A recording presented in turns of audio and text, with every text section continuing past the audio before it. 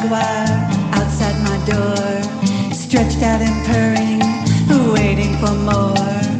Strange shade of stone, deep cat-eye green, no way to escape, no one hears my scream. He's come here so often, just when I'm alone, I can't help the longing I'll feel when he moans. He's a jag, he's a jag, he's a jaguar. He's a jag, he's a jag, he's a jaguar. He's a jag, Hi there. he's a jag, he's a jaguar. This is Kerry Cassidy, He's a jag. Project Camelot, Whistleblower Radio, and we are live tonight on this Wednesday night, let's see, on May 30th, and it's going to be a very interesting show. I myself have not had a preliminary chance to talk to people, but we're going to do that here and now, and I appreciate them all coming on. There's actually, if we can get them all on here, we've got 4 people, and we're using a combination of various Skype contacts, and so we'll see how this goes audio-wise. First of all, let me say that I'm going to be speaking at Conspiracy Con this weekend. And if you go to the front page of Project Camelot, that's projectcamelot.tv, or you can put in projectcamelot.org, or you can also put in projectcamelotportal.com. All of those URLs will get you to the same place, which is our new website, courtesy of Tommy Hansen and some other people who I don't usually call their names out simply in case they want to protect themselves. Sometimes people get in trouble when they help Camelot, so I have to be very careful in that regard. But it doesn't mean that we're not very, very appreciative for them to be helping us out in this way. At any rate, what I'm saying here is that we do have a poster on the website that shows you the faces of these individuals. So if you want to go to that front page and just scroll down to the blog area, you'll see the announcement for the show with the poster itself, which is about 2/3 down the page.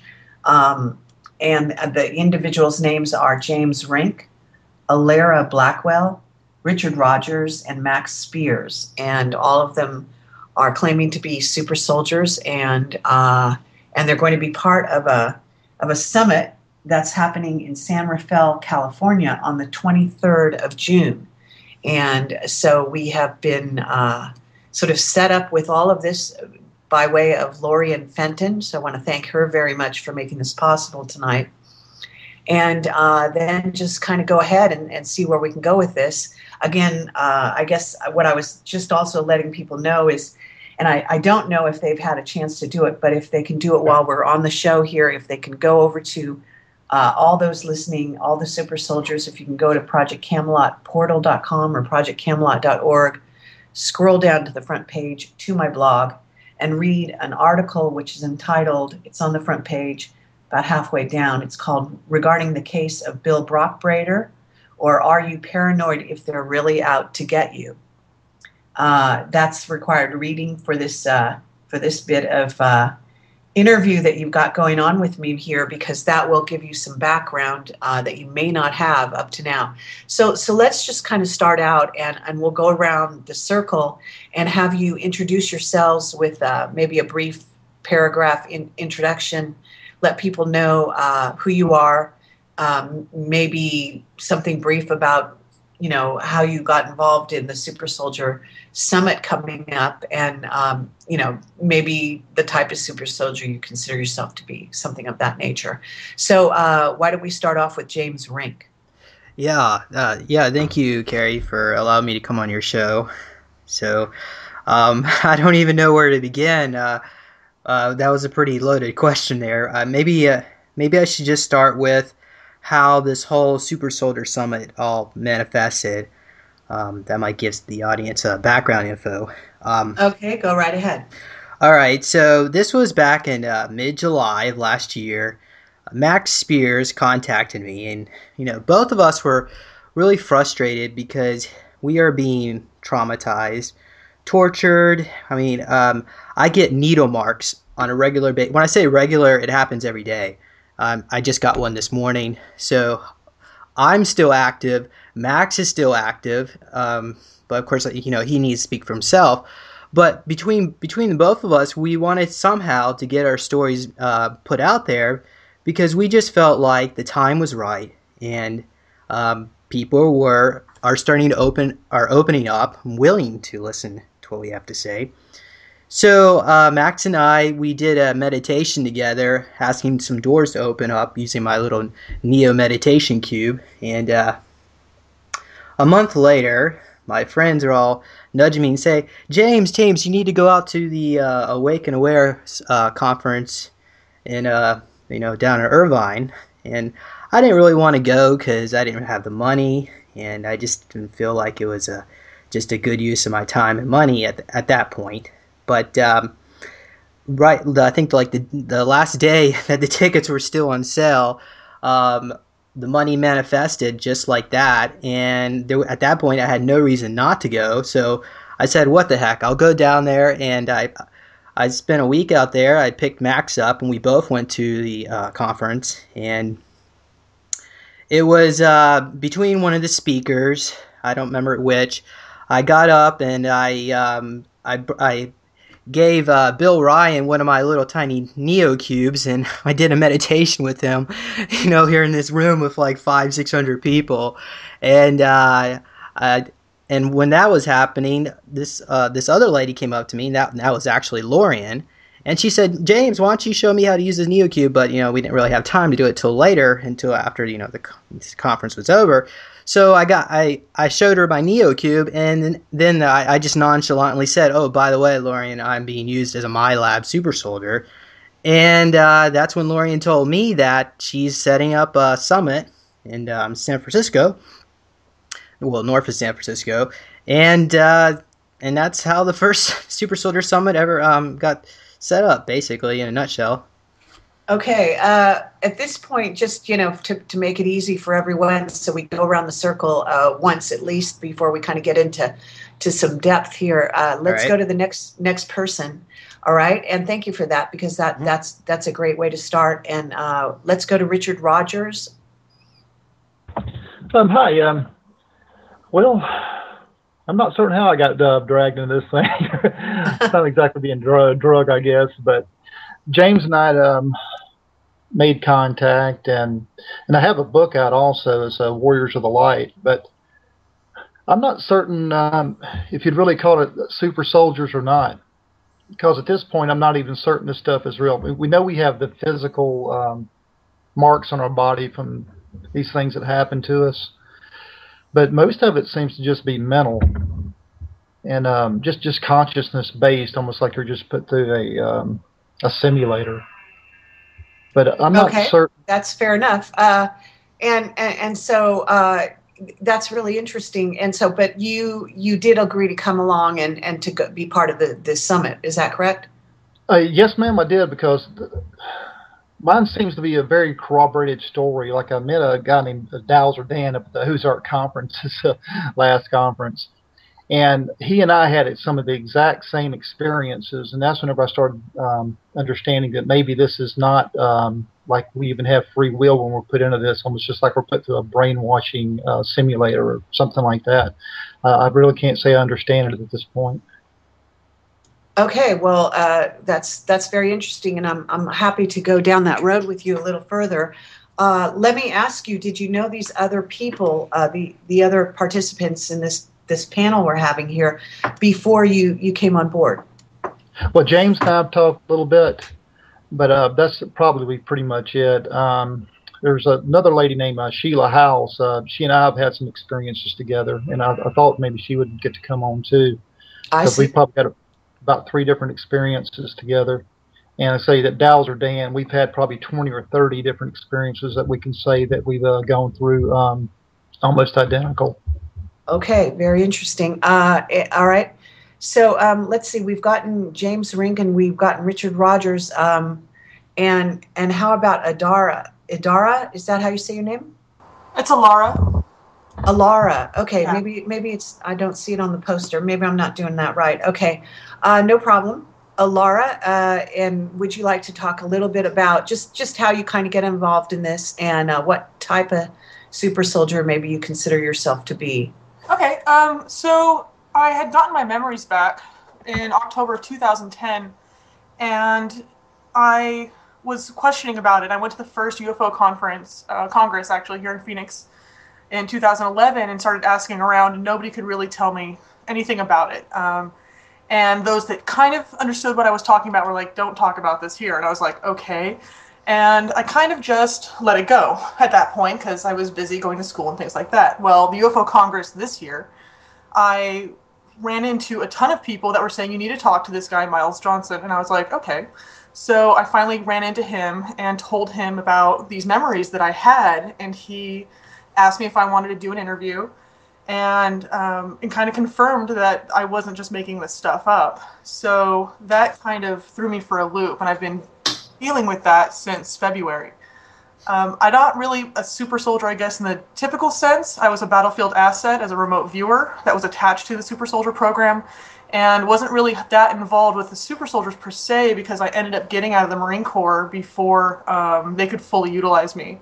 And I was considered a malfunction in 2001, and they kind of just let me go and do my own thing, and just figured that I wouldn't be able to regain my memories or my abilities at all, and they just left me alone. So okay, but just sorry to interrupt you here, and then I am going to want to go into a little more depth when we come back around. So that was it. I have my memories back. I have awareness back, and I still do remote viewing and things like that. And okay.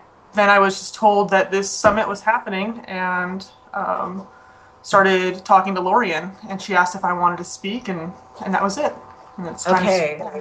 Now, are you saying you were in the Marines in other words, you are, I don't know, an ex-Marine at this point? Yeah, I was an active duty Marine. Mm-hmm. Okay. I was a cryptological linguist, so that's what I did when I was in. Okay. Sort of your cover, if you will. I think so. I don't know what it was going to be, but that's the job that I was put into officially. Yes. Okay. I don't know what's going on with other people, but at the moment it appears that my website is down. This is par for the course. I don't know if anyone else out there. The whole Project Camelot portal is down. Yeah. That we did an interview last night, and the guy, his website was also down when he tried to upload this interview that we did with him. I see.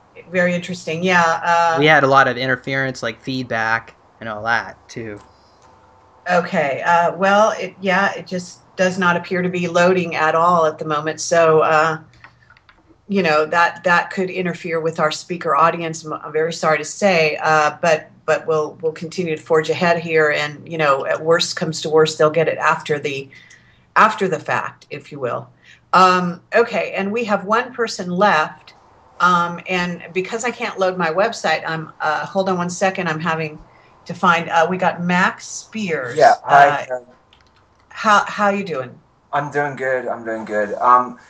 My story's a little different. For me, I'd been searching for something that I knew that was buried since like 1997. And then in 2008, in March of 2008, I got, over a 3-week period,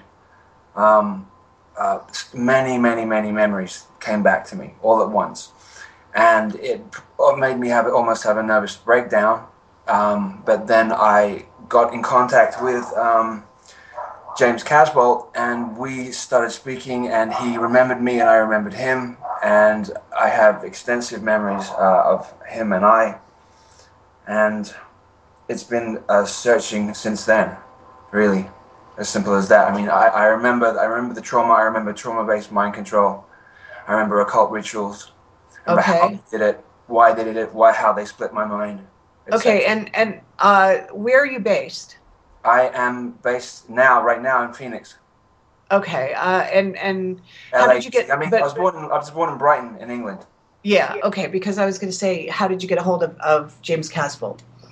He got a hold of me. He posted a list of people involved in Black Ops projects in 2000 and 10, and there was a number of people on that list. I was on the list. And I recognized all the people on the list.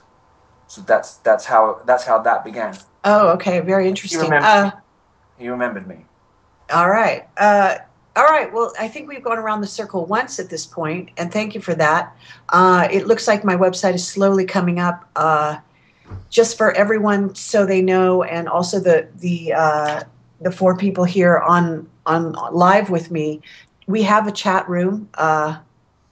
Okay, there are some problems still, but we do have a chat room. There's a link at the top of the website, so if the chat comes up, I know there are people on there that will want to ask you questions, and you guys are welcome to also join the chat room. All you do is just start typing into the sort of, once you click on the link, which is again, it's on the front page of the site, assuming you can get there, then it takes you to the chat, and you can just sign in your name or just actually start typing what you have to say, like "Hi everyone," and then hit return, and it basically gives you a name or asks you if you want a nickname and name yourself or something. I can't remember what it does because mine's sort of automatic. It brings me up. Anyway, so you can do that, and we do have people that are trying to get onto the chat so they can be asking questions behind the scene. The other thing we also have is call-in lines here at AFR, American Freedom Radio, and we will make that available to people so they can call in at the second hour of the show. So just sort of stay tuned for that, everyone. All right. Well, this is great, and I appreciate all of you coming on. It's you're quite a sort of a disparate group, right? You're not necessarily alike in all that many ways, right? No. Anyone? I mean, okay, and I know this is kind of a free for all. It's difficult to know who's talking and who should talk next and all that. So let me point the questions at certain people. We're about to go to a break. When we come back, we'll sort of ask you specific questions, and I'll ask them by person so we don't have any confusion. Thank you very much. We'll be right back with the Super Soldier Summit.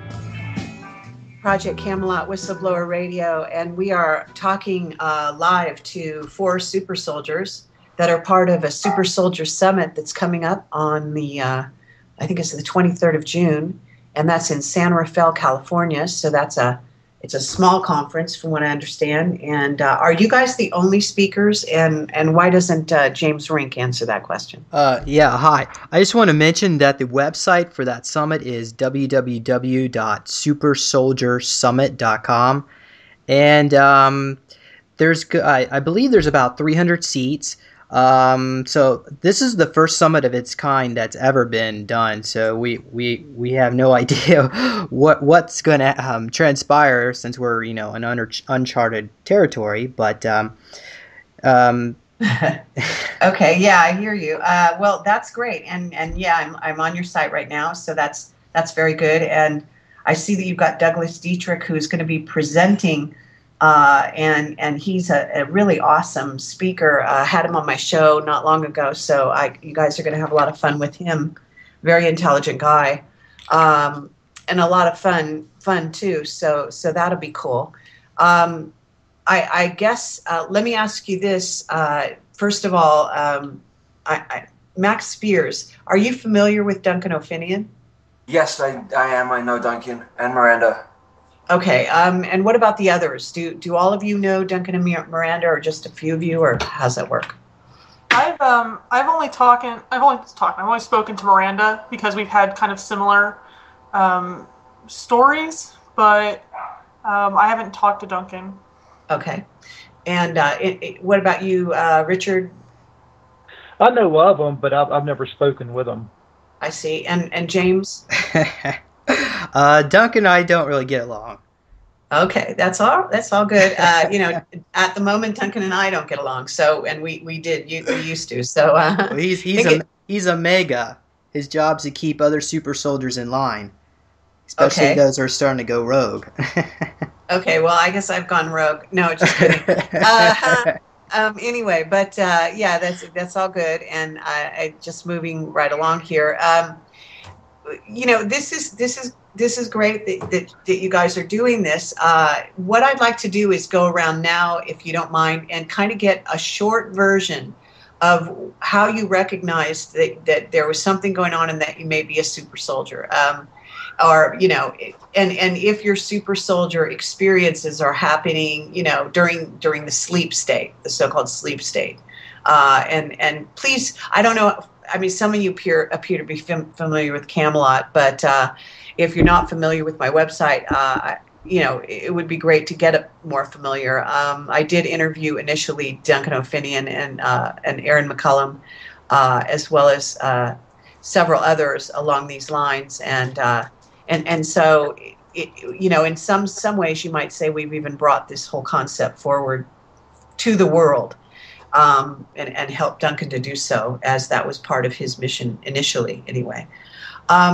So if you just go around and give kind of a brief introduction as like how you recognized you became a super soldier, and let's start with James Rink. Yeah, well, first of all, when you say we become a super soldier, it's more like we're born into this. I was part of Project Surrogate, which basically, for those who've never heard of Project Surrogate, what they do is they create a test tube baby embryo, and they experiment on it. They inject either, in my case, it was crocodile and dolphin, fish DNA, and then original Nazi SS super soldier and programming human DNA.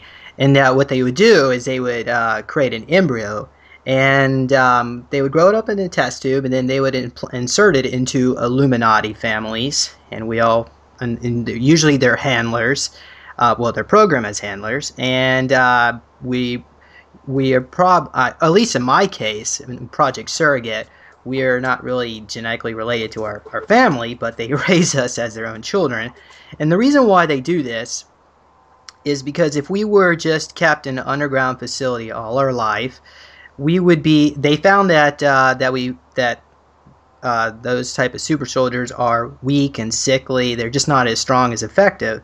So they allow us to have at least, I guess you could say, someone who loves us, even though they operate as a handler as well. But it helps keep us under control. And in the process, they use torture and they fragment our minds so that, on one hand, we are living a double life. In the public sector. Well, let me just, and thank you for that. That's very interesting.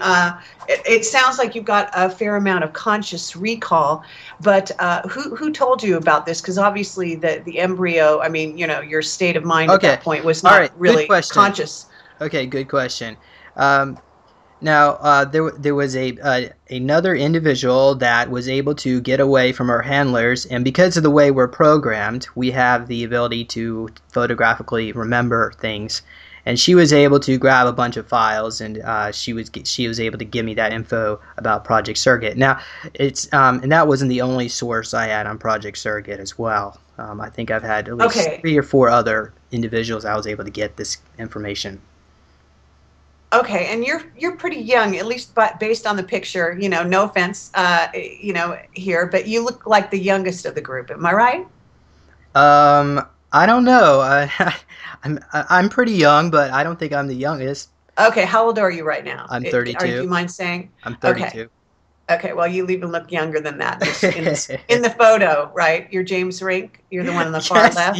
Yes, that's okay, me. Well, you look like a kind of a kid, but yes, no, that's good. I know. Well, that's I like I said, I have 2 faces. I have one is for my public life, and then when they want to utilize me, then we're getting into multi-dimensional aspects or interdimensional. I hear you. Okay, well, that's cool. So at this moment, I'm just curious, when did you start to realize that you might not be just your average kid? All right. Okay. Well, that would probably be back in 2005. I was I was friends with my friend was that sort of woke me up. His name was Nathan Wilder. And what happened is I was just joking. He was very psychic clairvoyant, and I was just joking one day, saying, "Hey, Nate, you might be a super soldier." And back then, in 2005 anyway, late 2004, there wasn't much information about it. The only person really that went public that I knew of at that time was Michael Andrew Perot and his information. So I was just joking about this, and then next thing I know, Nate he starts getting memories back of being in an underground facility, and I did what I could to help deprogram him. Fast forward 2-3 months later, he tells me he's dying. And then he goes missing. Around that same time, I start getting needle marks, scratches. I got a scoop mark, implants start showing up, and it began about once a day. Once a week. Then it went to like two times a week, 3 times a week. Then I went the extent of it was like 2 or 3 times a day. I would get like scabs and cut marks, triangular shaped scabs. And so this was going on to about 2007, and I didn't really know what was going on because Nate went missing. I couldn't find any information, or I had no memories of what was going on. And then I came in contact with my friend Carolyn. She was a remote viewer, and she actually remote viewed the codes for the nuclear silos, and she posted them on the internet. And so the government was after her for doing that. And then so she contacted me on Facebook and said, "James, you look like you're military." And I'm like, what the heck? I was never in the military. And then we started doing, I was doing some regressions with her and remote viewing sessions together. And then that's when, of course, I was getting hints at that time. People were saying, "James, the ETs do not do cutting, Sonny Cito in particular." And it was basically it's the covert government that's doing these kind of things. So that was okay. So around 2007, and then forward, and it was really about 2010 that I start getting some memories back. I had a little bit of memories, like I see myself in an underground facility, laying unconscious in some kind of dentist-like chair. I see myself jumping out of a helicopter without a parachute, which is actually quite common for a lot of us that have been through this. Okay, well, I'm going to stop you there because that's a good right. brief introduction to you, and let's move to Alara Blackwell and see what Alara has to say to the same question. Basically, it's when did you recognize that you might be a super soldier, that you were different? How did that happen in your life? It was October of 2010. I went to the Star Nation conference, which is hosted by Chief Golden Light Eagle, and it's been happening once a year. And it was in Ohio at Serpent Mounds. And I went with a group of friends, and we were all standing around. And this woman came up to us and said, "Are you trying to infiltrate?" And we were like, "What are you talking about?" She goes, "Who are you? Like, what are you doing here?" And we're like, we're Starseeds. We're kind of just hanging out, doing our thing. And she looked at us again. She goes, "No, there's 2 of you here that are government." She goes, "I can tell you're here. I can feel you. You're military." She's like, "What are you doing here?" And that kind of surprised all of us because there's about 10 of us standing around, but only 2 of us were former Marine Corps. And she walked into the center of our group and started telling us who she was. And I wish I could remember what she had said, but she had mentioned that she was a part of the Delta assassination program. This was an older woman. She's probably like in her 50s or 60s. And she started telling us all this stuff. But as she was talking, all I heard was the phonetic keys. I could not understand anything she was saying as knowledge, and my brain kind of just fuzzed out, and I knew if she had given me an order, I would have done anything. But the thing that she said was, "You're free."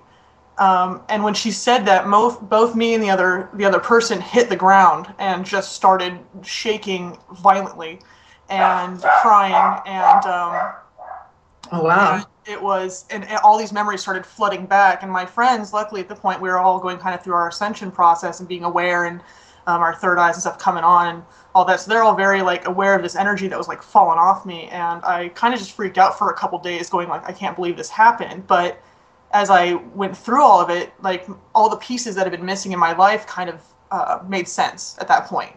And I just had to kind of sit down and figure out what was going on and deal with it as best as I could.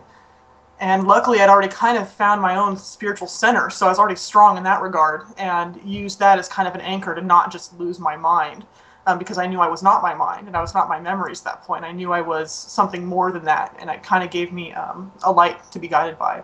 So that's when I found out, and then since then, it's kind of just been seeing if it's true or not. Because the first program I ever had to get over was don't look, don't talk. So I thought conspiracy theory was kind of stupid. I didn't believe in UFOs. I was kind of like, whatever on this stuff. I don't even want to hear about it. And then I realized I'm right in the middle of it. So that was my first command, was just not to look into it at all. And even when I tried, when people were like, oh, go look at this person, go watch this video, I'd be like, okay, and then just not do it. Because I was so adverse to hearing anything. And I had to break through it. I couldn't even talk about it half the time because it felt like someone was choking me every time I tried to say anything. So I kind of worked on it on my own and started trying to use loopholes to get around it by writing fiction stories to myself about things that I'm like, oh, this is just made up. And for some reason that allowed the information to come out and to be processed because I wasn't telling the truth. So that chokehold on me wasn't there. And I slowly just started talking about it with my friends more, just to kind of get over that compulsion. And I didn't even know half the time if it was true or not, until that's why I started looking and trying to put my story out there just to see if anyone else knew what I was talking about. Because to me, I was like, this is ridiculous. Nobody goes through this kind of stuff. Are you kidding me? Like, this doesn't actually happen. And when I found out it did, I had to really take a good look about what was going on and all the pieces of my life. So I started chronicling everything that I could think of in my blog, just to kind of put it down in some semblance of order to see what was actually going on. And what I found out was really intense. And when I talked to my mother and my grandmother and all that about it, there are things that don't line up. And now it's just a continual journey to figure out what was going on and seeing if I can figure it out. Okay, thank you, Alara. That's fascinating, and I'm sorry we're going to move on to the next person, but we'll come back to you. And thank you very much. That's great. Thank you. So now we've got Richard Rodgers. Richard, can you just answer the question in whatever way you choose? Just saying how you kind of came into the recognition of yourself as a super soldier, and kind of when that happened in your trajectory, and anything attendant to that you think we should know. Okay, I guess that it began with my children. When my son was about 7 or 8 years old, he woke up one morning and he said that he had a dream. And I stopped him and I said, were you on the moon? And he said, yeah. And I said, were you standing in a circle of people, maybe 7 to 9 people? And he said, yeah. And were you wearing a white astronaut outfit with a dark visor? Yeah. And then he says, are you psychic? And I said, no, I had the same dream about the same age. And I was thinking it was just perhaps genetic memories. But as time went on, we started getting older. I had a daughter also. And we would start seeing each other during our dreams. And we would have intense, combat training, you'd say, and special abilities training. Like they'd put me in a room with 8 people and have me read all their minds simultaneously. Okay, we're going to ask you to hold on, Richard. We're having a break here, and we'll be right back with the Super Soldier Summit for Super Soldiers. Thank you very much. Project Camelot, Whistleblower Radio. And it's a perfect song. I don't know if it was programmed to come on right then or not. But considering what Richard was just saying before the interruption, Richard, you want to just kind of carry on from there? You were going to read 8 people's minds in a room. That was one of your assignments or whatever. Well, what we do is we just wake up in these scenarios, and that was one of them they had placed me in, where you had to read all 8 people's minds simultaneously. And what they would do, you would hear all the chatter of their minds, and then they would show you a symbol, and it would show you how to bring it into your mind, so you can tell which voice stream was coming from which body. You couldn't go in and read their minds; you could just read their current thoughts. That's all you could do. But some of the other training they had done was oh gracious, like they'd put us in a warehouse. And I remember levitating about 15, 20 objects at a time, and you could levitate them as a full cloud. You could have up to 4 channels, for me at least. And that means you can levitate the whole cloud of objects as on one channel. Then you can take 3 other objects and work them independently of the cloud of objects. or you could have 4 clouds of objects. And Okay. that was probably. Well, I'm sorry to interrupt you here, but you didn't, in a certain sense, you didn't actually answer the question. No offense. Okay. Well, because that's how I was they did just it, though. curious. You started to have memories with your child, you said, and then you kind of zigzagged over to some of the things that you were remembering. But these are the things they would do with us. My child and I, we would remember seeing each other during the training, and that's how I started understanding that. I thought everybody was going through this, and they just didn't talk about it. And then I found out otherwise. Okay. But 2 of my kids and I went through these things. Okay. How old? So in other words, you went through your entire life up till a certain age. I'm assuming without this kind of memory bleeding through. Is that what you're saying? Or no, all my memories were real time. I don't have any memory regressions or anything. But mine were all real time. No, but what I meant is how old were you when you started becoming conscious of being, trained or different, or you know what I'm saying? About the age of 4. Oh, really? Okay. So when you had kids, you were already aware that you had, I don't know if you want to view it like this or not, maybe a second life that you were living? Right, that's right. Because I remember being on an Air Force base and flying a little black triangle, and but you really couldn't say it was real. I mean, it's real while you're there, but there's no way you can really have this double life. It's almost like an alternate reality. Okay, but let me ask you this: what did you do in your life? In your so-called normal life, what did you do? Because you're older, right? Right, I'm coming up on 49 years old now. Well, I went to the Army Guard for a while. Then I was 10 years active duty Air Force, and completed my requirements from the degree in avionics technologies, and currently work for the past 11 years for a major communications company as electronics tech. Okay, very interesting. Okay, we'll come back to you, and we'll ask more questions when we do. Thank you so much, Richard. So the last person we've got is Max Spiers. Max, you probably know the question by now, so why don't you just go right ahead and answer? Okay. I think the best way for me to say it is if I tell you what I know from where I am now, rather than go back in time. So what I can tell you now is that I know I came from, on my father's side, I come from Merovingian bloodline. Huguenot, French Merovingian bloodline. He's like 100% that. On my mother's side is she's Nordic. She's blonde-haired and blue-eyed. So when I was first born, I had something happen to me where a line went down the center of my body, and half of me turned purple, half of me turned yellow. And doctors came in and they took pictures, and they said it was called the Harlequin Effect. And my life has been dual ever since then. I was born on winter solstice, so I'm 12/22, and I've been studying this since really like books would fall off shelves when I'd be in bookstores from about 1997, 1998, and I just followed clues, and it got to a point where I realized how much trauma that I'd been through because I was repressing it. And in 2008. Apparently, what I've learned now, around the age of 30, people who have gone through ritual trauma, the trauma starts to break down. And it was around my 30th birthday that I just turned. I was 6 months after my 30th birthday that broke down, and all these memories came back.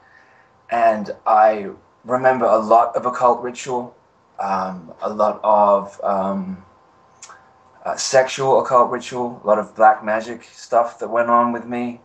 Okay, I'm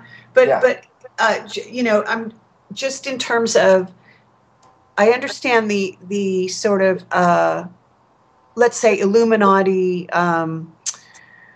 They do this to their kids, so you don't necessarily become a super soldier out of that. But in your case, you apparently were already utilized in that way, and I'm just wondering where those memories might have bled through. Is that also the same thing?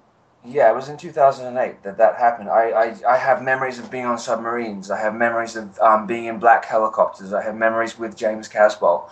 I have memories of shooting people, killing people. They flooded over 3 weeks of time. It's kind of hard because as I speak to you and tell you, I relive it. Okay. So it's kind of difficult, but yeah, no, I appreciate that. the Merovingian bloodline is the Anunnaki bloodline, which is the warrior bloodline, and so they looked at that specifically. Yeah, I totally get that, and we can see that in your physicality here. Okay, well, excuse me, I have a cold. I was just getting over a cold. Sorry about that. So in terms of your everyday life, what had you done in your everyday life up to then? Up to 2008? Yeah, I guess. I was involved in teaching. Both my parents are professors, so I was involved in the teaching field, teaching English and art. And was this in England? I've lived in Los Angeles since 1995. Lived in LA since 1995, and I lived in New Zealand from 2000 to 2003, and there was periods of time there when I was there that I was remembering things too. There's been specific reasons why I know now that I've been placed in these. Lived in five different continents for periods of time, and right. I was going to ask you. It just seems like I've been moved there, like a chess piece, put there, and the people that come into my life go out of my life, and then my life changes again. So, but specifically March of 08, I remember what I did. I remember what happened. I mean, it's a long story, but that's when it came back to me, and so I've uncovered a lot since then. Okay.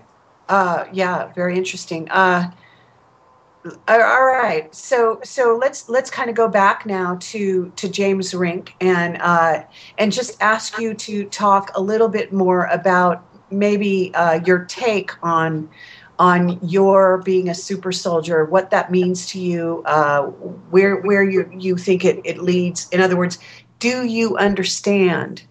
I mean, and this goes to all four of you, so just be thinking about it, how you're going to answer, while I go through each one of you. But do you understand what kind of missions you were used for and why? That kind of thing. In other words, were you just an automaton? Did you just do what you're told and have no idea? Or did you really understand how you're being utilized and why? And first person I'm going to ask is James Rink. Yeah, that's a good question. For me, we are so programmed. We are almost, we are like in a, I wouldn't want to say comatose state, but we're so robotic that we don't really have the ability to have any kind of free will.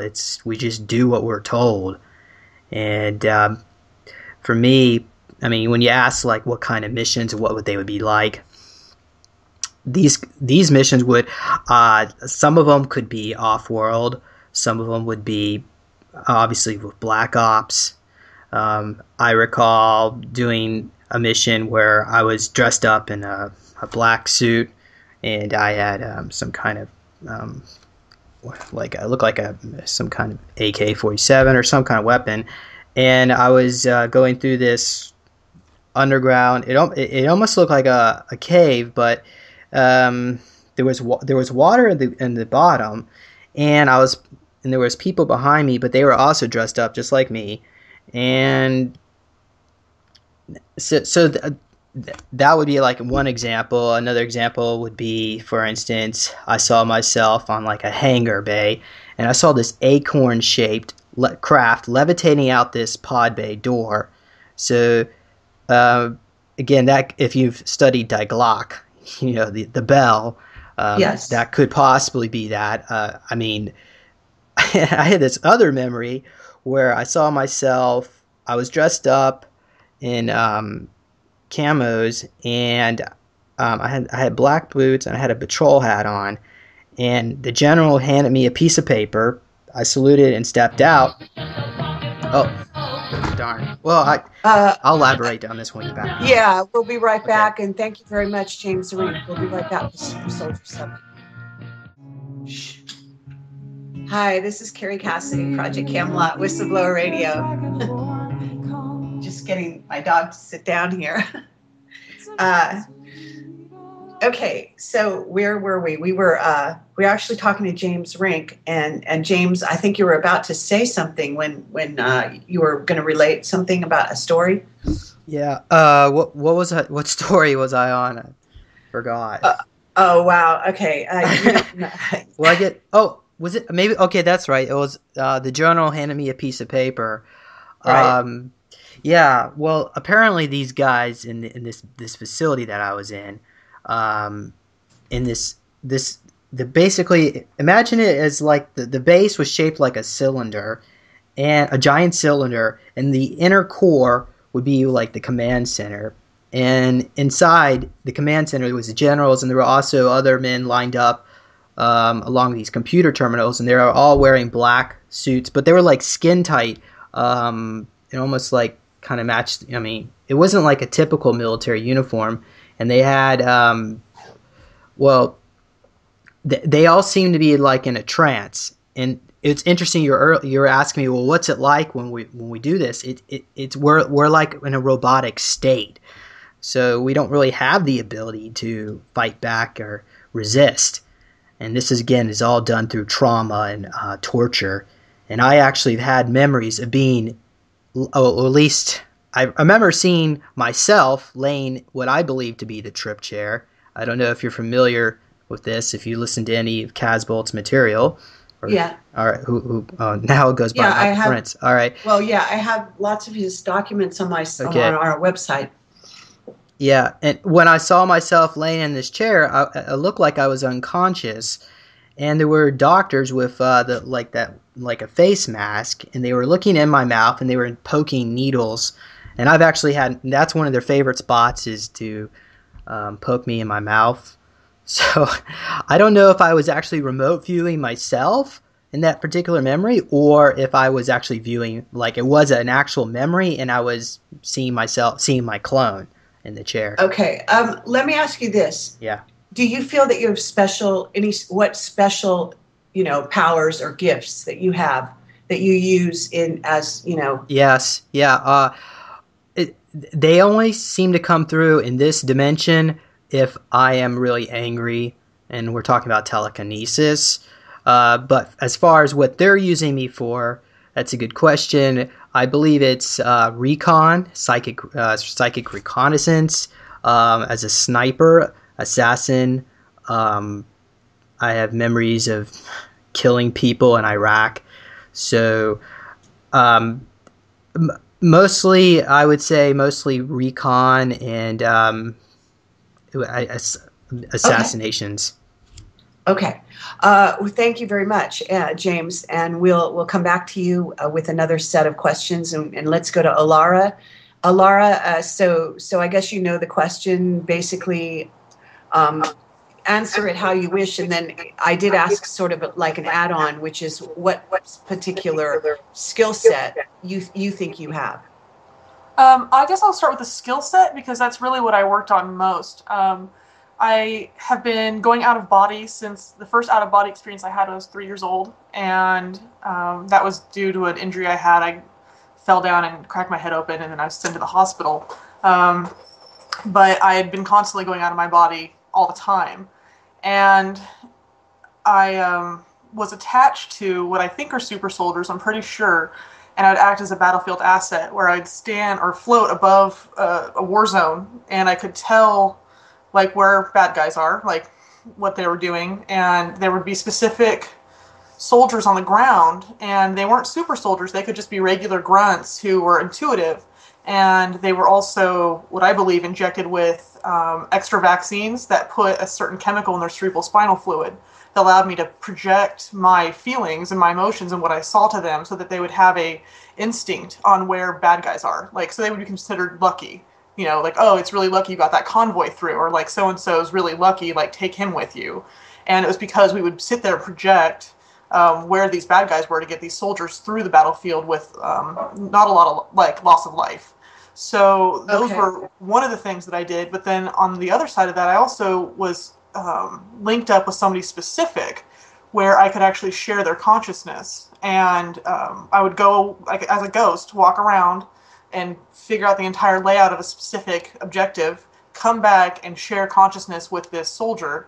And highly trained, I mean, I would have lucid, what to me seemed like lucid dreams, but not really, of full sensory input and all that, of being in a guy's body and just kind of looking out through his eyes and going, hey, go left, go right, here's the code for this. As they would go in and either extract people from buildings, get suitcases that had microchips or things like that in it. Very like these covert kind of SEAL operations. There was a team, there's like 4 or 5 people with this main person that I was linked to. And that's what I would do. And I would continue to do that all the time. As for other stuff, that's the biggest memory that I have. I knew that I could empathetically push people if needed, and change their emotions. I was also remote viewing and like other places while under hypnosis. I was actually drugged and under hypnosis. I'd be remote viewing targets that they needed me to target. Mostly when I was younger, that was Russia or the USSR, I guess, back in the 80s when I was younger. And I would just sit there and be under hypnosis and drugged and just repeat to my handler everything that I was seeing. And repeating exactly what those people were saying, and usually it was politicians and things like that. But in your case, and I'm sorry, we seem to have some sort of an echo on this line. What would help that is if somebody would mute their Skype when they're not talking, and then unmute yourself when you are talking, and that helps the feedback loop. Just FYI. But at any rate, Alara, in your case, because you were also in the Marines, when did this recall happen, or when did these experiences in your best estimation, were they happening, for example, at night? Yeah, they were happening at night. I was working mostly as a kid and into my teenage years until I decided I wanted to join the military for no apparent reason. I just decided I was going to join, and I went back to the exact same base that I was living next to. So I knew that they wanted me back in that area. What they were planning on doing, from what I can remember, is they wanted to put me through my language school, so I had my clearance, and then bump me over to another program that I didn't know anything about, to see how well I would do with that. But even when I was in the military, I was being used, and I called friends and stuff from the area, since I grew up around that area, and said, hey, were there any times that I didn't show up? Because to me, when I think about it, I hung out with my friends every weekend. And they said there were times when my chain of command didn't know where I was. And they would just say, oh, she's doing some medical thing and she's not here. And so I was missing a lot, apparently. Okay. And they were taking me. And sometimes it would be at night while I was sleeping, and sometimes it would be physically, where I would go with somebody to go do something. And I don't really have a whole lot of details on that. But okay. The reason I got out, I'm just going to throw this out there real quick, is that the reason I got out was because they gave me an MRI, because I got a neck injury when I was in boot camp. And all of a sudden I started realizing that I was missing time, and kind of just started being really weirded out all the time. Because I was like, where was I? And what was I doing? And once they caught wind of that, they're like, okay, we're just going to let you out. And they let me out with a medical discharge. And it was like the fastest that anybody had ever seen. And I was given VA disability right on top of that. As soon as I got out, like, I was completely set. And they just wanted me just to consider, like, nope, this didn't work out. We're just going to let her go. So. Okay. And then, but when they let you go, so to speak, in the real world, your experiences still continued, I assume, on the other end. Not really, no. No? Like I said, it was considered a malfunction. That I couldn't handle the stress of being in the military and doing the split personality stuff, because that's what they were stress testing me to see how that would work out. So they were very surprised when my abilities came back online and I could actually function.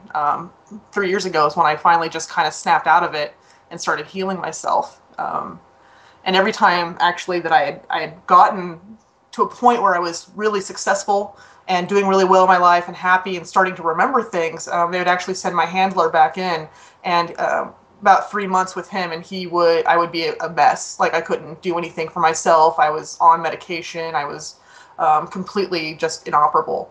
So it took a lot, and it happened every 4 years or so, until I finally was like, I'm done. I'm done with this. Like, I don't want to talk to this person anymore.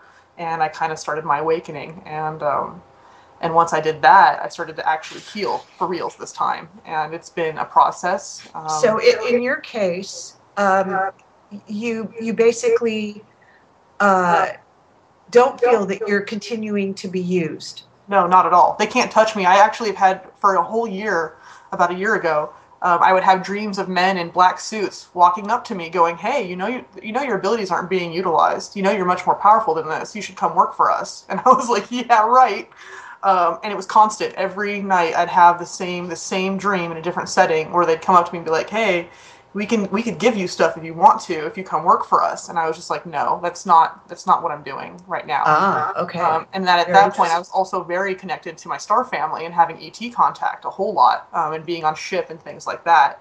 And I was like, no, I'd much rather deal with the ship side of things than deal with the government side. So I made my choice. Okay. Yeah. Okay. Well, that actually bleeds through to another question I'm going to ask you guys next on the next round. So I'm going to hold off in going into that, but we're definitely going to go there. Okay. Thank you very much, Alara. And we're getting a ridiculous feedback loop here. So if you are listening to me and you're not one of the people that I'm asking to talk, if you could mute yourself, that's much better. Thank you very much, helping a lot. So we've got Richard Rodgers. Richard, the question, if you want me to repeat it, tell me if you do. It basically is how aware you are, what your awareness of your mission is, what you're being utilized for, and also the skill set that you're using. Well, I guess one thing just to clarify, James says that I guess he's robotic when he goes through his. We don't seem to be robotic, but do we really have free will? I can't say it. It seems we do at the time. But as far as our training goes and what we're being used for, it's almost as if we're being set up to be judge and jury and take care of whatever situation arises. It doesn't matter what it is. I mean, okay, we've been trained. That's a really interesting sort of choice of words. Why are you saying judge and jury? In what context? Like for my son and I, in one scenario, they ran us through these entities you could not see. They would have like poltergeist activity, and what we found out is you can lock on to an entity and you can hold it there and you can drain its life force until it's no longer even a spirit. It's just back into raw energy again and it's gone. And also you can do the same thing with a physical, but you'd have to do it a two-part step. You would have to lock onto the physical person.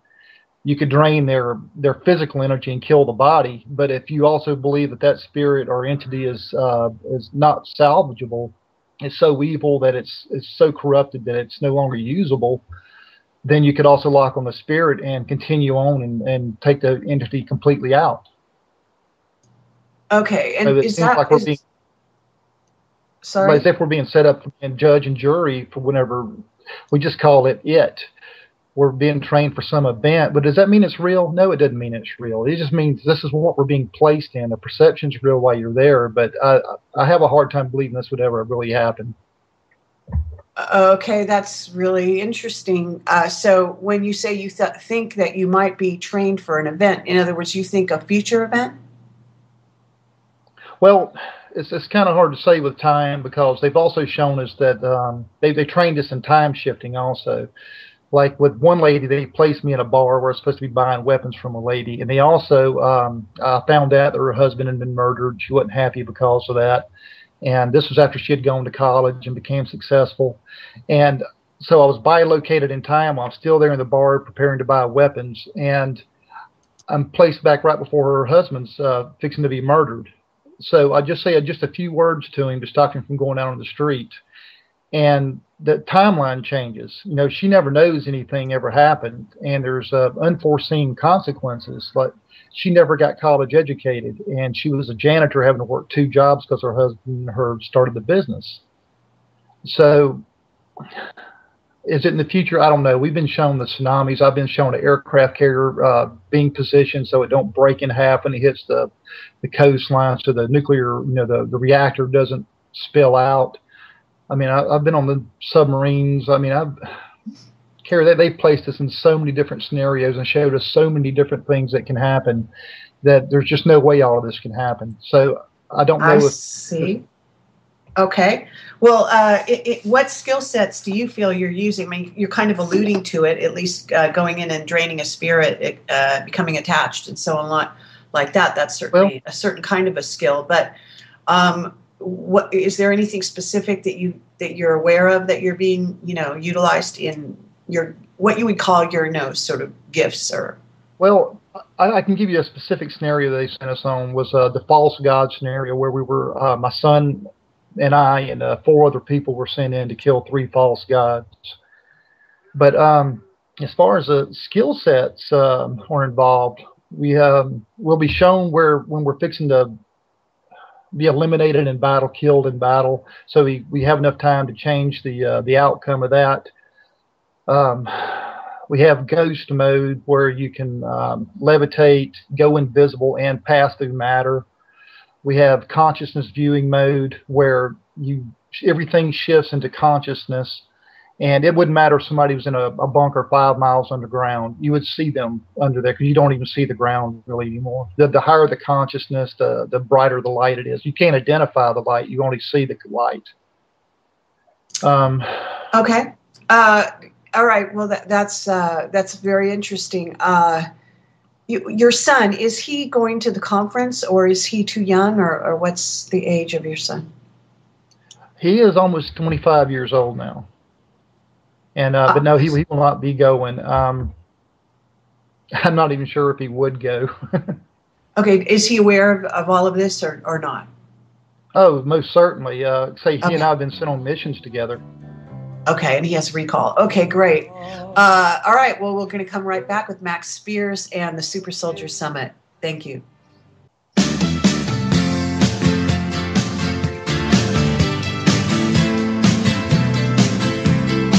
Okay.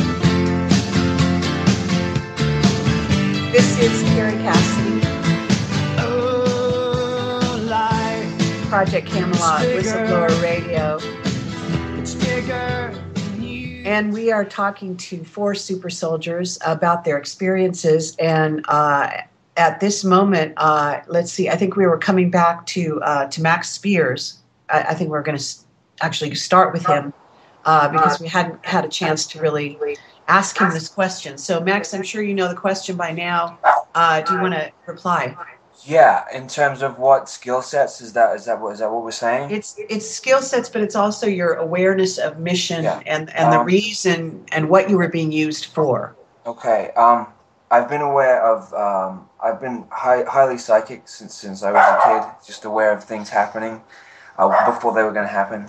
And when usually like extreme emotions, telekinesis would happen. Things would fall down off a shelf. And I would draw things to me in my life. So I would think of something, or I'd be able to manifest people into my life. If I would dream about them, and then they would manifest that way. In terms of soldier work that I did, I would always work in a pair. It would be usually with a female. The female would be situated as the psychic, and I would be on the ground. I would be paired up with someone specifically, usually of the same bloodline, of the same DNA, so that there would be a connection so that we could be psychically linked together. And the female would have a grand perspective of where I was and what I was doing, and would speak to me telepathically to go, say, for example, if I had to go down a hallway, to make a right into this door, or not to go down this, to go to a specific place. So that's how I would work that way. Okay, and your skill sets? In terms of what, Kerry? Well, in terms of, I mean, you say you're psychic, but that's kind of a general bucket. Do you feel that you have specific sort of gifts as a super soldier that you were using? Yeah. So the psychic part, obviously, but I was used mainly as like a go in, get in, and go out assassin, to go and just to kill people, specific people. So as I'm learning and uncovering more myself, I know more. It's just I have vivid memories of it. Okay, and how were you killing them? Were you killing them in hand-to-hand combat or shooting them with a gun? It's usually it was usually like close up with a gun. It was usually stealth. I was used as a spy mostly, and spy to find out information, bring information back, and then kill that way. Okay, and you feel that you're psychic and you can do telekinesis, is that right? Sure. Yeah. That was, I knew that since I was a kid, since I was a child. Okay, and that sounds like it's that was conscious, like in everyday life as well, right? Yeah. My all on my mother's side of the family is the same thing. Yeah, it's the same. Okay. It's the same. Yeah. But in being a super soldier, did you have augmented ability in this area, do you feel? Yeah, I mean, in terms of like, in other words, for example, let's say, could you go to Mars or another planet and remote view that? And could you I was in see remote what was viewing going on? classes. I was in remote viewing classes from when I was a child. I remember being in classes of 12 males and in a hypnotized state, learning how to remote view. But that ties in with the part that you didn't want to talk about earlier on, so I'm trying to avoid that. But that's a big part of my story. What do you mean? What didn't I want to talk about? The occult part is the big part of my story because it ties in with why the soldier part. Oh happened. no, that wasn't that I didn't want to. I just I wanted to hear the super soldier part first. Okay. But we can definitely go into the occult part. No doubt about it. Please elaborate. Oh, okay. So I remember from 6, 7, 8 years old, I would go to school and I would have missing time at school. I would lose like an hour of time at school, be called out of class, and I would be in a dot from what 3 or 4 people with white lab coats on, and then I would black out, and then my next memory would be back in the classroom. So I'm pretty sure I have a chip in the top of a microchip in the top of my bridge of my nose and one behind my left ear, and this is how they are remote control. If I feel like it's like remote control, I feel they remote control me. That's how they did it. So in terms of skills, it was very raw. It was very brutal and very raw. So okay. Yeah. It sounds like you were prepared through occult, rituals and torture. Yeah. To endure or sort of change. Do you feel you have altars, for example? Yeah, many of them. I think that they have to create the altars specifically, and I get triggered a lot all the time through colors and symbols. I studied symbology for a long time, and I've tried to learn how I get triggered and how it happens, because some of the altars are so the change is so subtle that unless you knew me very, very well, you wouldn't even know that I slipped into another one. But the soldier altar and the one, because my front altar personality would never kill anybody. It's not my nature. I wouldn't do that. I'm not an aggressive person. But there are other altars that can be pulled forward so that I can do anything that they want me to do.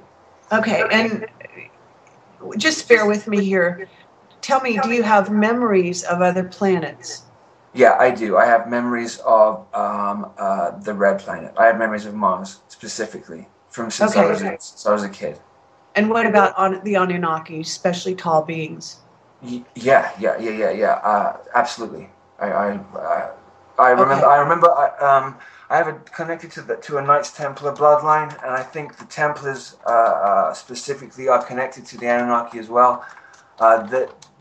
They're not. I mean, it seems to me that they are second in charge in terms of controlling this planet. It's the Orions are at the top of the pile, but there's a lot of infighting going on. The Anunnaki are 8, 9, 10 feet tall. There's reptilian-looking beings. Orion's taller than that. The Nordics. The Nordic. Yeah, this is why I had the split at the beginning, because I was equally split with Nordic blood and Anunnaki blood. Equally 50%. Okay. What about memories of being an astronaut? So for me, it wasn't. In terms of moving from place to place, I remember being on ships. And I remember being a pilot.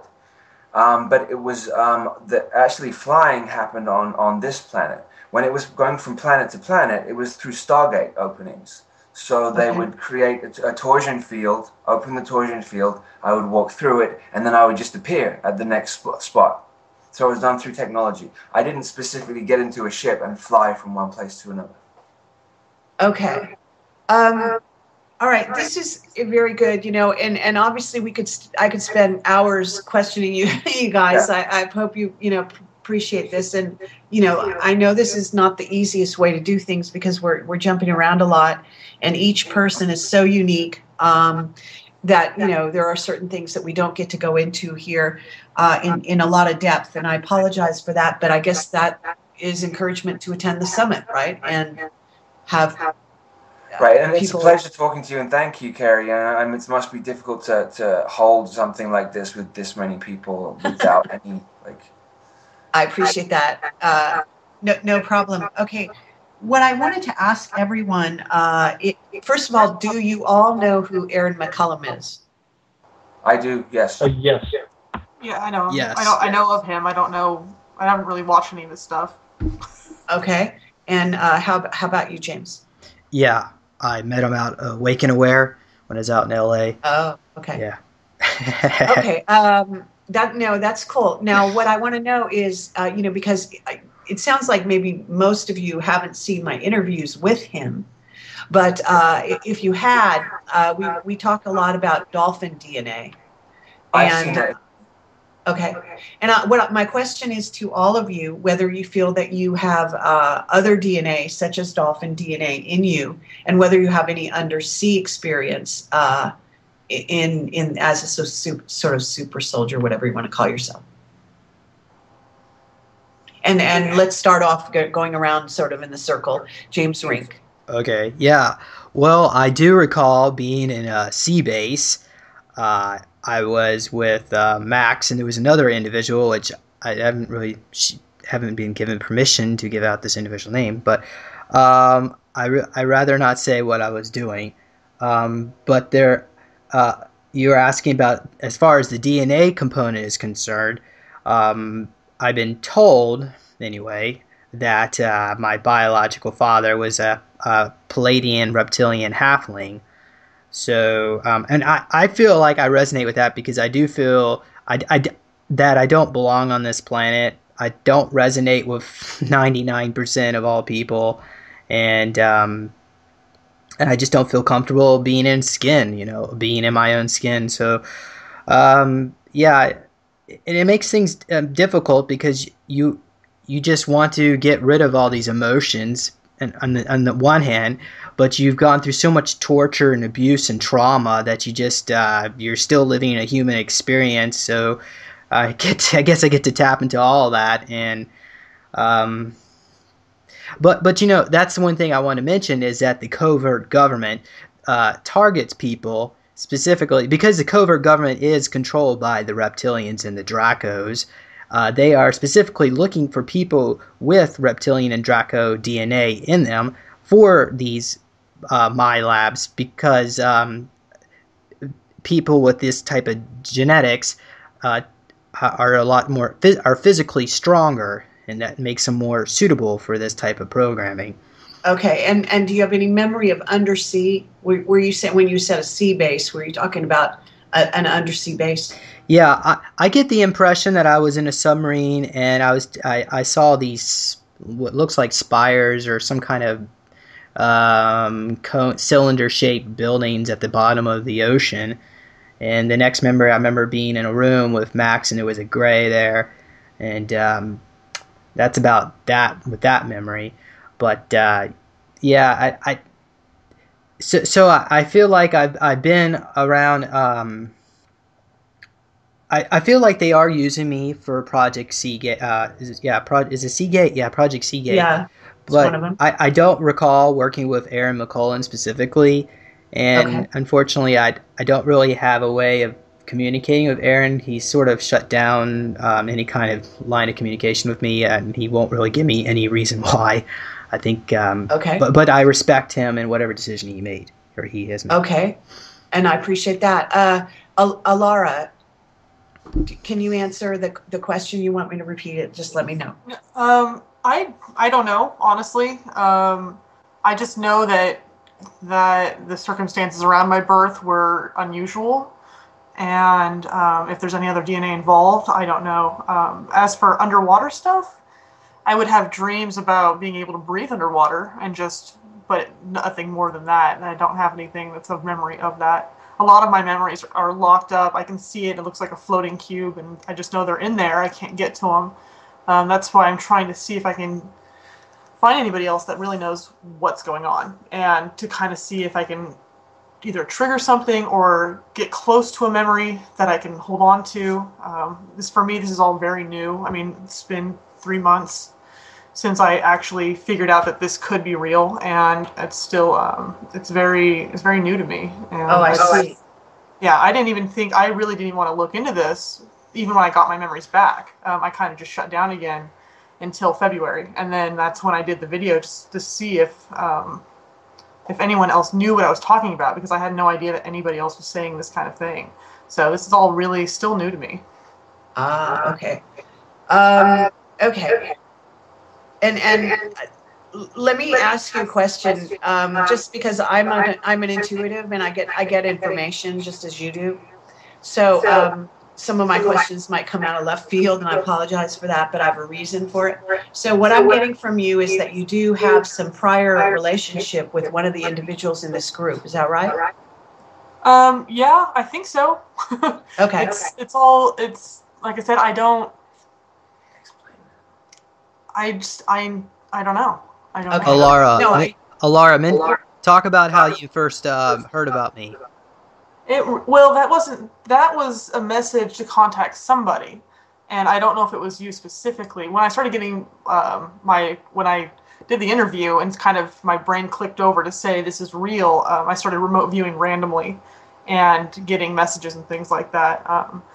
I did feel a connection to Max, but I just knew that I had to keep him safe somehow, and that was. I know that I have worked with Alara. I'm sure of it. I'm 100% sure of it. Yeah, you know what? I just want to give you feedback from my end that's actually what I'm picking up. I'm picking up that you've worked with Max. In fact, I have no doubt about it. I'm 100% sure of it. She was an overseer for me when I was on the ground, and we were connected. She would see big picture. I would be the microcosm, and she would guide me.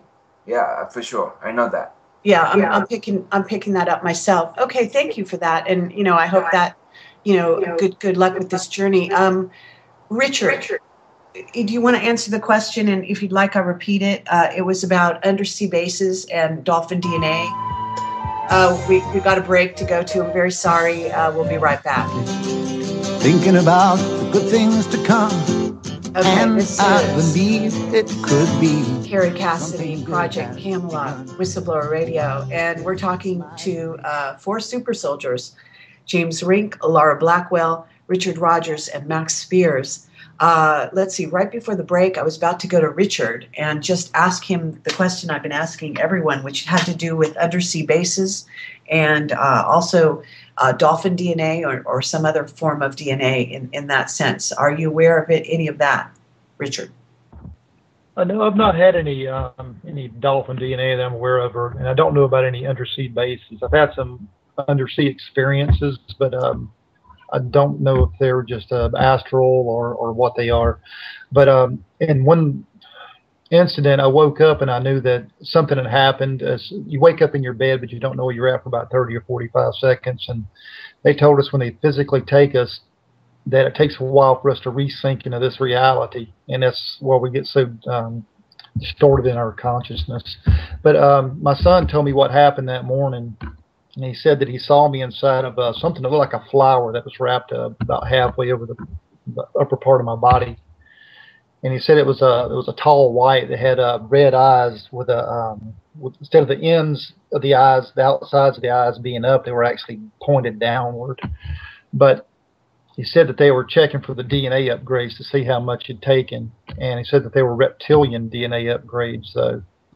And there's also another incident where it felt like you were on the edge of a cliff with a blinding white light. And the only thing I remember doing is I had to go and start doing math immediately. That's the only, you had to focus immediately and very hard, or you couldn't. It was like you were going to lose your consciousness. It was going to be just dissolved. And they told my son, he went through the same thing on the same night. And they said that was also part of the upgrade process, and that said that some people don't survive it, but they do just, they go belligerent. But other than that, I really don't know anything. Okay, now are you aware of having been strong in having your entire body sort of balloon up and becoming super strong? Have you ever had that experience? No, my son has had that. I believe James turns into something that resembles the Hulk. Now, they've had us fight those before. My son and I did that on the same night also. And the only thing we had in our advantage, he at that time, he wasn't like that. He was just a regular body. But they had us fighting these things just to see if we could fight them and kill them. Okay, and were you successful? Yeah, so only because we were quicker than they were. That if they had ever got hold of us, they would have destroyed us. So. Okay, and what about have you seen the movie The Terminator? Yes. Okay, and does that trigger any memories for you? Well, in another scenario, I had a partner, and we were supposed to go and find a cyborg, and I didn't realize it was a cyborg at the time. But all we knew was that she could scan somebody and tell if they had weapons, and we located her in a dark room. And my partner, all of a sudden, he fired a dart out of his face and hit this cyborg right above the eyebrow, and it went down. And after about a minute or so, it was almost like a cross formed on its face with an aluminum foil cross on the edges of it. It was plastic in the center. And apparently this thing, it would form some sort of a hologram that you could actually touch, and it would feel like it was a face, and the rest of the body looked normal. It was just the head had this cyborg machinery in it. I see. And so have you ever, in other words, have you seen futures with machines, robots walking around, any of that stuff? No, I have not. Okay. All right. Well, thank you for that. Let's see. The last person is Max Spiers, and go right ahead and answer the question. If you want me to repeat it, I'll be glad to. Yeah, just repeat the question. Was it a DNA question, Kerry? Yeah, there was two parts. One had to do with undersea bases, and the other had to do with dolphin DNA or some other form of DNA. In other words, could be reptilian, whatever type of thing you're talking about. Okay. I'm very aware of my own DNA. But in terms of undersea, I remember a lot of working on submarines, like nuclear submarines, huge submarines. And I remember rituals going on in submarines, and I remember I remember working in water a lot. Black jumpsuits coming out with teams from like covertly coming out with teams from underwater, pulling people in and doing attacks that way. In terms of DNA, I'm like I said before, Kerry, like half Nordic. Nordic and Anunnaki are the two that you're most aware of. Okay. Let me see. Is there anything you want to add that maybe this question didn't touch on that you think comes to mind? Yeah. I have. With a lot of other people who've had interviews. Who've had on the bases interviews with Miles Johnson. I remember these people. I think there's a select group that I've always worked with, and I think they know. The people who do this, or the consciousness that does this, knows very well how to block out how to control the mind. That they know the human mind a lot better, or my mind a lot better than I do. So they know how to block out my memories perfectly. It's just that I think around the age of 30 it broke down, so I remembered them. And I'm familiar with these people. In this group, not this specific, I'm familiar with Alara, with James, and a few other people who've been interviewed. So we always work in the same groups. Okay. And I think it's to do with DNA. Okay. Now I want to ask all of you, and I'm sorry we haven't been able to get to the questions in the chat, and I know you guys have been gracious enough to go in and actually chat directly with people, which is, really a lot of fun for them, I'm sure. So, that's all good. And like I said, we really have a limited time here, and I've got this feedback happening again, but here we go. I want to ask all of you, if you have seen the future, what have you seen? And we're going to go very quickly around the circle. So James Rink, you're first. Okay, good question. I believe on December 21st, 2012, that there's probably going to be a period of 3 days of darkness. I don't know if you've heard about this at all. And there's various scenarios. I'm not quite sure what's going to happen. On one hand, one scenario, I've been told there's going to be an ascension scenario where us milabs and those of us who are at least going towards the white light, we're going to ascend, and a lot of course, people are not necessarily just milabs, but people of the white light will ascend as well into the fifth dimension. And the other, I don't know what percentage we're talking here. It could be 97% of humanity is basically ceases. I'm not going to say dies or ceases to exist because they have not graduated from the third dimension into the fifth. In the fifth, there's no evil allowed, and most of humanity are clones. And this goes back to the time of Atlantis. So that's one option. The other, I've also been told or heard is that the covert government and the reptilians are working on a false flag invasion, and they want to bring, during this time of darkness, they want to bring these reptilians out to invade and cause all this destruction. But I think there's going to be a double cross. The reptilians are going to double cross the covert government. There are entities, I'm not going to say necessarily Dracos, but those within the reptilian consciousness that do not like what's going on, and they're going to try to sabotage this. As a matter of fact, I think that's what's going on, especially right now tonight. All of us here talking, our programming has been sabotaged, and there's not much they can do about it, and they are totally freaking out because they've lost their power. We were designed to be their pets, and we're not going to be playing that game anymore. Okay, thank you, James. I'm sorry, we're going to move on really quickly here. Alara, what do you have to say about that? Honestly, I can't really see past a month ahead. The timelines are so, it's so vast.